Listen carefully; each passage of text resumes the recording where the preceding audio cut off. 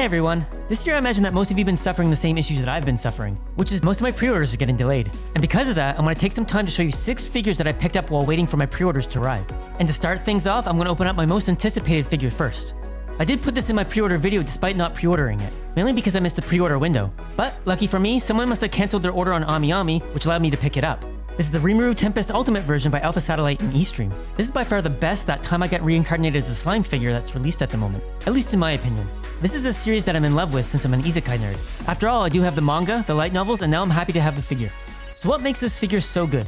The sculpt is amazing. There's a lot of attention to detail, especially around the jacket. I love the seams, the wrinkles, and even the flow of it. The shading on the jacket, the scarf, and the wings also stand out for me. Not to mention the shading of the blue magic swirl that's around Rimaru. The pose is perfect. I can't imagine a better pose for this figure. And lastly, I get to say that the base is top notch. It makes it feel like a statue instead of a scale figure. Now I know that there's a concern about the quality of Eastream figures, but I feel that this figure is one of their good ones. Now that I get all that out of the way, how about the bad? Putting in Rimaru's foot sucked. It's not a conventional foot peg, and it felt like I was going to break his leg trying to wedge it in. The wings were also pretty tricky at getting in at first. It reminded me when I had to put in the flagpole for the Joan of Arc figure, and how hard it was to maneuver around her hair. This was the same level as scary. Lastly, I hope that I never have to move, because I'm not sure if I can put this figure back in its box safely. With so much going on, taking it apart makes me feel like I'm going to accidentally break something. But now, with that all out of the way, I really don't think that we're going to get another Rimaru figure quite like this one. Despite its flaws, to me, this figure is perfect for its character. But feel free to let me know what you think. The next figure I got was from a collectible card game that was recently launched worldwide last year. It also had an anime that was released further back. Now, I wasn't originally intending to pick up this figure, but given I have a lot of traditional outfit figures coming, and all of them female, I really wanted a male figure to place among them. And you couldn't ask for a better male figure in a traditional outfit, because this guy really takes the cake. And I'm sure that you're all like, who is he? Well, let me introduce you to the Mizuzuki Munichika figure by Orange Rouge. I'm in love with this dude, because he reminds me of my Ozymandias figure, and Ozymandias is hot. So, what do I think of this figure? Well, this figure got me to look up who Orange Rouge is, and it turns out that Orange Rouge is a child of Good Smile Company and Max Factory, which is dedicated to making only male figures, which is bloody awesome because we definitely can use some more badass male figures. Now, the details on this figure is amazing. I love the textures in the fabric, I love all the little small details around the belt and the scabbard, I love how the cut and ripped wardrobe looks, and I just love the hair. And on top of that, I guess I just love the paint job too. It all just brings everything together. Now the pose is badass, and the only negative that I have is that the base is generic, but it's so small that it easily hides under his hakama or pants. This figure speaks for itself, and all I get to say is, if you're one of those collectors that love picking up the kimono figures, get this guy to stick in between all those ladies, because he looks amazing. Now let's open a figure that I actually received on time as a pre-order. Truth be told, I was hoping to open this figure with my pre-order Joker figure, but that got delayed, so I'm opening her now. My goal is to get the whole Persona 5 gang, but I don't think that's going to happen unless they re-release Tei Takami, because I don't think I want to pay aftermarket prices for her. For those that don't know, this is Kasumi Yoshizawa by Mega House. Now after pre-ordering this figure, I started to get buyer's remorse. Looking at the promotional photos and then looking at fellow collector photos, I started to question the level of detail of the figure or if I'll actually like it. But now that I have it and now that I see it in person, it exceeds my expectations in every way. None of the photos that I've seen capture how good this figure looks. I'm flabbergasted, because after opening up Rimaru, and then opening up Mizuzuki, and then giving them rave reviews, I figured that this would be my base review where I say, I wish it was better. But I can't, because I love this figure. So where do I start? There's a lot of good detail here, especially around the stockings, the jacket, and the face. Hell, even the scabbard has an actual metal chain. And the paint works so well. I love the darker hair that's wonderfully shaded. I was actually worried that it was going to be bright red and throw off the whole figure, but it's not. And while there's a lot of black on the figure, some areas are painted matted, others are gloss, and then you find shading throughout the figure. They really did a good job. I actually hated the pose when I first saw the photos, but since I'm collecting all the Persona 5 characters, I felt that this was the best one. But now that it's in front of me, I actually like it. A lot. The base is pretty generic, but at least it's made it into an octagon and prettied up with some text and patterns. And you do get extra pieces if you want her to wear a mask, or not. Personally, I love the pose with her lifting the mask, because I feel that it looks the best.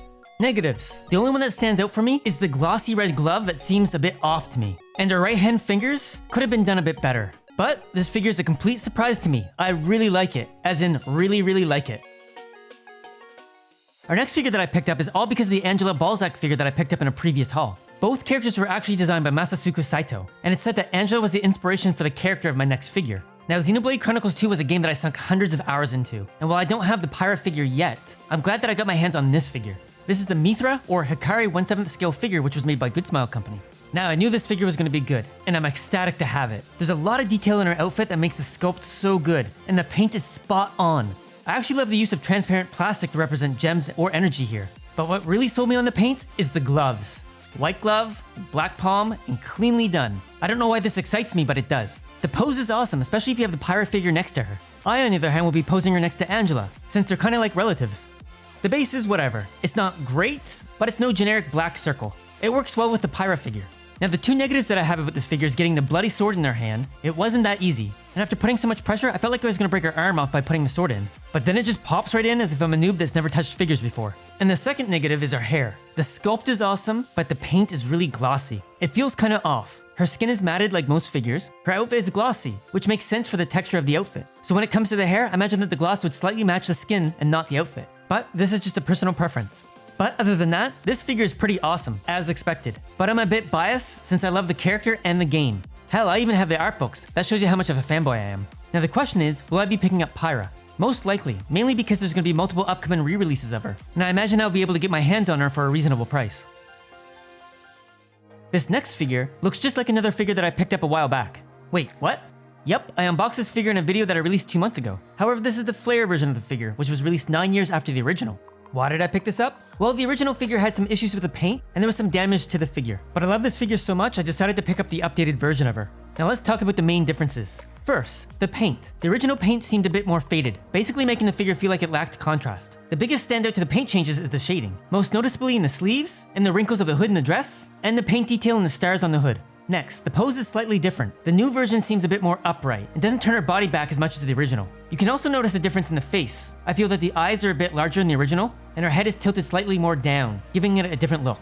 The base, while the same shape, is painted different. The most noticeable thing here is the new figure fits snugly in the base and doesn't wobble, though the original wobbles slightly when you move it. And lastly, the weapon. The new flare figure comes with 2 variations of it, one that matches the original, and another that is stiff that's more of an action pose. Overall, both figures are good, but obviously the newer flare figure stands out on top of the original, which is pretty obvious given 10 years of difference in manufacturing. I really wish we get the same treatment for other iconic figures that came out 10 years ago. Also, if you really like this figure, check out the Odin Sphere Gwendolyn figure. She's definitely a figure that I would love to have in my collection. Unfortunately, she's a bit hard to obtain. And lastly, this is not an anime figure. It comes from a series that's not even an anime, though it does receive a lot of compliments from the anime community. It's none other than the brother of my favorite character, Zuko from Avatar: The Last Airbender. This figure was made by Diamond Select Toys, and I figured it would look nice on my shelf next to all my Avatar books. Now to give you my opinion on this figure, the box that it came in tries to make it feel like an anime scale figure. I totally got that vibe when opening it. The sculpt is pretty good. The figure reminds me of a prize figure, and the price of the figure falls in line with high-end prize figures. Though the sculpt is not super sharp, it gets the job done. You don't notice the lack of detail as much if you see the figure from a distance. The paint is the same as a prize figure. It gets the job done, but not super clean. There's definitely some sloppiness to the paint. The pose is exactly what I would expect from a Zuko figure, and the flame base really makes it awesome. Though I did have to sand part of it because the front of it had some melted black residue on it. I guess that missed quality control. As for gripes, the face. I'm not sure how I feel about the face. It's close. It really makes me wish there was a higher quality scale figure of this figure, because ideally this would be the perfect Zuko figure if it was given a bit more attention. One thing I do have to say is, I got LEDs to put under it to see if I can make the flames glow. It kind of works, but not in the manner I was hoping for. Overall, this is not a bad little figure. I just wouldn't go spending a lot of money on it, unless you're a diehard fan, because the other figures or figurines of Zuko are not that good. This one seems to be the best at the moment. And if you like this one, there's a Katara and Aang figure to match it. But from the pictures I've seen, Katara's figure looks pretty good, though her face is a bit off. Aang's figure, on the other hand, looks pretty decent, though his face is a bit funny to look at. Anyway, that's all I have for this video. If you enjoyed it, do the YouTube things, because it really helps the channel out. My next video is going to be a comparison unboxing of my actual Holy Grail figure, and this Holy Grail figure is my first pre-order I've ever made, and it's the figure that made me pull the trigger on collecting anime figures, so look forward to seeing that video. Well, that's it. I hope to see you all again soon, and take care.